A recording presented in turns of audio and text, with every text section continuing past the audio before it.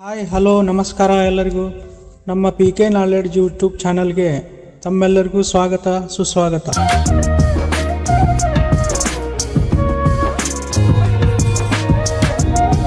ಮಹಾಬಲಶಾಲಿ ಮತ್ತು ಬುದ್ಧಿವಂತನಾಗಿದ್ದ ರಾಜ ದಶರಥನ ಒಂದು ಮಹಾಕರುಗು 4 ಮಕ್ಕಳು ಹುಟ್ಟಿದ್ರಿಂದ ದೂರ ಆಗಿತ್ತು.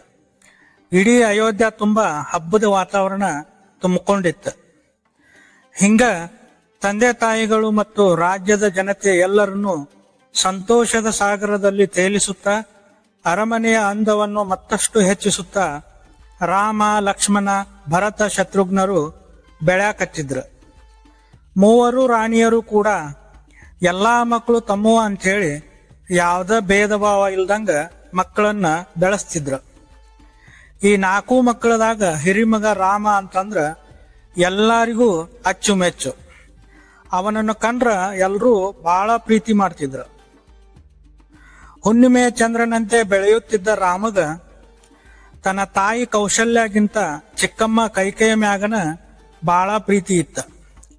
ಕೈಕೇಯಿಗೂ ಕೂಡ ರಾಮ ಅಂತಂದ್ರ ಪಂಚಪ್ರಾಣ.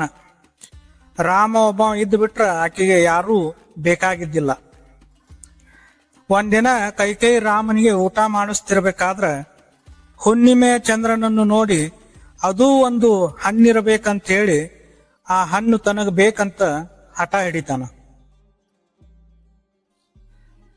ಕೈಕೇಯಿಗೆ ಇದನ್ನು ಕೇಳಿ ಏನು ಮಾಡ್ಬೇಕು ತಿಳಿದಂಗಕೈತಿ. ಆಗ ಕೈಕೇಯಿಯ ತವರು ಮನೆಯಿಂದ ಬಂದಿದ್ದ ಮಂತರೆ ಎಂಬ ದಾಸಿ ಒಂದು ಉಪಾಯ ಮಾಡಿ ಒಂದು ದೊಡ್ಡ ಕನ್ನಡಿಯನ್ನು ತಂದು ಕನ್ನಡಿಯಲ್ಲಿ ಚಂದ್ರನ ಪ್ರತಿಬಿಂಬವನ್ನು ಕಾಣುವಂಗ ಮಾಡಿ ರಾಮನನ್ನ ತೃಪ್ತಿಪಡಿಸ್ತಾಳ. ಮುಂದ ಬೆಳೆದ ದೊಡ್ಡವರಾದ್ಮೇಲೆ 4 ಜನ ಸಹೋದರರು ತಮ್ಮ ಕುಲಗುರುಗಳಾದ ವಶಿಷ್ಠ ಮುನಿಗಳ ಗರಡಿಯೊಳಗ ಸಕಲ ವಿದ್ಯೆಗಳನ್ನು ಕಲಿತಾರ. ಒಂದಿನ ವಿಶ್ವಾಮಿತ್ರ ಮುನಿ ದಶರಥನ ಆಸ್ಥಾನಕ್ಕೆ ಬರ್ತಾರ. ಸಕಲ ಗೌರವಗಳೊಂದಿಗೆ ಸ್ವಾಗತ ಮಾಡಿದ ರಾಜ ದಶರಥ ಮುನಿಗಳು ಬಂದಿರುವ ಕಾರಣ ಕೇಳ್ತಾನ. ಆಗ ವಿಶ್ವಾಮಿತ್ರರು ಹೇಳ್ತಾರ, ಎಲೆ ಅಯೋಧ್ಯಾಪತಿ ದಶರಥ ಮಹಾರಾಜನೇ, ನಾನು ಮತ್ತು ನನ್ನ ಶಿಷ್ಯ ವೃಂದವೆಲ್ಲ ಸೇರಿಕೊಂಡು ಲೋಕಹಿತಕ್ಕಾಗಿ ಒಂದು ಮಹಾಯಜ್ಞವನ್ನು ಮಾಡುತ್ತಿದ್ದೇವೆ. ಆದ್ರ ತಾಟಕಿ ಎಂಬ ರಾಕ್ಷಸಿ ಮತ್ತು ಅವಳ ಮಕ್ಕಳು ನಮ್ಮ ಯಜ್ಞಕ್ಕೆ ಅಡ್ಡಿಪಡಿಸುತ್ತಿದ್ದಾರೆ. ಹಾಗಾಗಿ ನಿನ್ನ ಮೊದಲನೆಯ ಮಗ ರಾಮನನ್ನು ನನ್ನ ಜೊತೆ ಕಳುಹಿಸಿಕೊಡು ಎಂದನು. ಈ ಒಂದು ಮಾತುಗಳನ್ನು ಕೇಳಿದ ದಶರಥನಿಗೆ ದಿಕ್ಕು ತೋಚದಂತಾಯಿತು. 12 ವರ್ಷದ ಎಳೆ ಸುಕುಮಾರನನ್ನು ರಾಕ್ಷಸರೊಂದಿಗೆ ಯುದ್ಧಕ್ಕೆ ಕಳ್ಸಾಕ ದಶರಥನ ಮನಸ್ಸು ಒಪ್ಪಲಿಲ್ಲ. ಕಳ್ಸೋಂಗಿಲ್ಲ ಅಂತಂದ್ರ ವಿಶ್ವಾಮಿತ್ರನ ಶಾಪಕ್ಕೆ ಗುರಿ ಆಗ್ಬೇಕಾಕೈತಿ.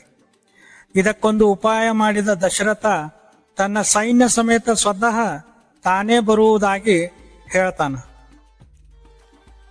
ಆದ್ರ ಈ ಒಂದು ಕೆಲಸ ಸಾಮಾನ್ಯವಾದ ಮಾನವರಿಂದ ಅಥವಾ ಯಾರಿಂದಲೂ ಆಗೋದಿಲ್ಲ ಅಂತ ವಿಶ್ವಾಮಿತ್ರರಿಗೆ ಗೊತ್ತಿತ್ತು.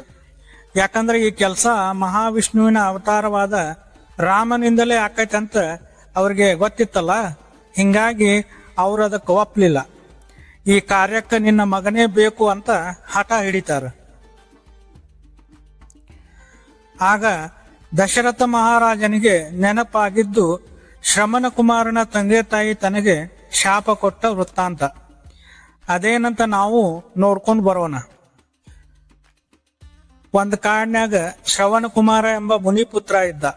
ಇವನ ತಂದೆ ಹೆಸರು ಶಂತನು, ತಾಯಿ ಹೆಸರು ಜ್ಞಾನವಂತಿ. ಇವರಿಬ್ಬರು ಹುಟ್ಟಾ ಕುರುಡರು. ಇವರಿಬ್ಬರಿಗೆ ಮುಪ್ಪಿನ್ಯಾಗ ಹುಟ್ಟಿದ ಶ್ರವಣ ಕುಮಾರ ಅವರಿಬ್ಬರ ಸರ್ವಸ್ವವೇ ಆಗಿದ್ದ. ತಂದೆ ತಾಯಿಯ ಸೇವೆಯೇ ದೇವರ ಸೇವೆ ಅಂತ ಶ್ರವಣ ಕುಮಾರ ತಿಳಿದಿದ್ದ.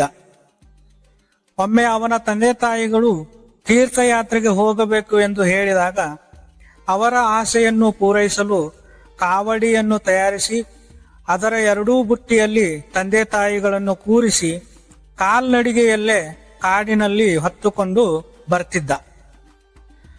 ವೃದ್ಧ ತಂದೆ ತಾಯಿಗಳಿಗೆ ಬಾಯಾರಿಕೆಯಾಗಿ ನೀರು ಬೇಕು ಎಂದು ಹೇಳಿದರು. ಶ್ರವಣ ಕುಮಾರ ಒಂದು ಮರದ ನೆರಳಿನಲ್ಲಿ ಕಾವಡಿಯನ್ನು ಇಳಿಸಿ ನೀರು ತರುತ್ತೇನೆ ಎಂದು ತಂದೆ ತಾಯಿಗೆ ಹೇಳಿ ಹೋದ. ಪಕ್ಕದಲ್ಲೇ ಒಂದು ನದಿ ಹರಿತಿತ್ತ. ಸಂತಸದಿಂದ ಅಲ್ಲಿಗೆ ಹೋಗಿ ಕೈಕಾಲು ಮುಖ ತೊಳ್ಕೊಂಡು ತಾನೂ ನೀರು ಕುಡಿದು ತತ್ರಾನಿಗ್ಯಾಗ ನೀರು ತುಂಬ್ಕೊಂತಿದ್ದ. ಇದೇ ಸಂದರ್ಭದಾಗ ದಶರಥ ಮಹಾರಾಜ ಬ್ಯಾಟಿ ಆಡಾಕ ಅಲ್ಲಿಗೆ ಬಂದಿದ್ದ. ನೀರಿನ ಶಬ್ದ ಕೇಳಿದ ರಾಜ ದಶರಥ ಇದು ಒಂದು ಕಾಡು ಪ್ರಾಣಿ ಇದ್ದಿರಬಹುದು ಅಂತೇಳಿ ಶಬ್ದವೇದಿ ಬಾಣ ಹೂಡಿದ. ಯಾಕಂದ್ರ ಆ ಒಂದು ವಿದ್ಯೆ ಅವ ಕಲಿಸಿದ್ದ. ಆ ಬಾಣ ಶ್ರವಣ ಕುಮಾರನ ಎದಿಗೆ ಬೀಳ್ತೈತಿ. ನೋವಿನಿಂದ ಕಿರುಚಿದ ಶಬ್ದ ಬಂದ ಕಡೆ ದಶರಥ ಹೋಗಿ ನೋಡ್ತಾನ. ಒಬ್ಬ ಯುವಕ ನೆಲದ ಮೇಲೆ ಬಿದ್ದು ಒದ್ದಾಡಕತ್ತಿದ್ದ. ಅವನನ್ನ ತನ್ನ ತೊಡೆಯ ಮೇಲೆ ಮಲಗಿಸಿಕೊಂಡ ದಶರಥ ಅವನ ಬಗ್ಗೆ ಎಲ್ಲಾ ತಿಳ್ಕೊಂತಾನ. ರಾಜನಿಗೆ ಪಶ್ಚಾತ್ತಾಪವಾಗಿ ನೀನು ಚಿಂತೆ ಮಾಡಬೇಡ, ನಿನ್ನ ತಂದೆ ತಾಯಿಗಳನ್ನು ನಾನು ನೋಡಿಕೊಳ್ಳುತ್ತೇನೆ ಎಂದು ಮಾತು ಕೊಡ್ತಾನೆ. ಇದನ್ನು ಕೇಳಿದ ಶ್ರವಣ ಕುಮಾರ ಅಲ್ಲೇ ಪ್ರಾಣ ಬಿಡ್ತಾನೆ. ಇತ್ತ ಮಗ ಯಾಕೆ ಇನ್ನೂ ಬರಲಿಲ್ಲ ಅಂತ ಚಿಂತೆ ಮಾಡುತ್ತಿದ್ದ ವೃದ್ಧ ತಂದೆ ತಾಯಿಗಳ ಮುಂದೆ ದಶರಥ ಹೋಗಿ ನಿಂತ್ಕೊಂತಾನ. ಅವರು ಕುರುಡಾಗಿದ್ರೂ ಕೂಡ ಅವರ ಕರಳು ಕುರುಡಾಗಿದ್ದಿಲ್ಲ. ಇವನು ತಮ್ಮ ಮಗ ಅಲ್ಲ ಅಂತ ಗುರ್ತಾ ಹಿಡಿದು ಯಾರು ನೀನು ಎಂದು ಕೇಳ್ತಾರ. ಆಗ ನಡೆದ ಎಲ್ಲ ಘಟನೆಗಳನ್ನ ದಶರಥ ಅವ್ರ ಮುಂದೆ ಹೇಳ್ತಾನೆ. ಮಗನ ಸಾವಿನಿಂದ ಕಂಗಾಲಾಗಿದ್ದ ವೃದ್ಧ ದಂಪತಿಗಳು ಕೋಪದಿಂದ ನಮ್ಮ ಮುಪ್ಪಿನಲ್ಲಿ ಆಸರೆಯಾಗಿದ್ದ ನಮ್ಮ ಮಗನನ್ನು ವಿನಾಕಾರಣ ಕೊಂದಿದ್ದಕ್ಕೆ ನಿನ್ನ ವೃದ್ಧಾಪದಲ್ಲೂ ನೀನು ಮಕ್ಕಳಿಂದ ದೂರ ಆಗ್ತೀಯಾ ಎಂದು ಶಾಪ ಕೊಟ್ಟಿದ್ದರು. ಅವರು ತೀರಿಕೊಂಡಾಗ ಅವರ ಅಂತ್ಯ ಸಂಸ್ಕಾರವನ್ನು ಮಾಡಿದ್ದು ನೆನಪಿಸಿಕೊಳ್ಳುತ್ತಿದ್ದ ದಶರಥನಿಗೆ ಥಟ್ಟನೆ ಎಚ್ಚರವಾಯಿತು. ಗಾಬರಿಯಿಂದ ದಶರಥ ಮಹಾರಾಜ ವಸಿಷ್ಠರತ್ತ ನೋಡ್ತಾನ. ವಿಶ್ವಾಮಿತ್ರರ ಬಗ್ಗೆ ಅರಿತಿದ್ದ ವಸಿಷ್ಠರು ವಿಶ್ವಾಮಿತ್ರರ ಜೊತೆಗೆ ನಿಶ್ಚಿಂತೆಯಿಂದ ರಾಮನನ್ನು ಕಳುಹಿಸಿಕೊಡಬಹುದು ಎಂದು ವಸಿಷ್ಠರು ಹೇಳ್ತಾರೆ. ವಸಿಷ್ಠರ ಮಾತಿಗೆ ಬೆಲೆ ಕೊಟ್ಟು ದಶರಥನು ರಾಮನನ್ನು ಅವರ ಜೊತೆಗೆ ಕಳುಹಿಸಲು ಒಪ್ಪಿಕೊಳ್ತಾನೆ.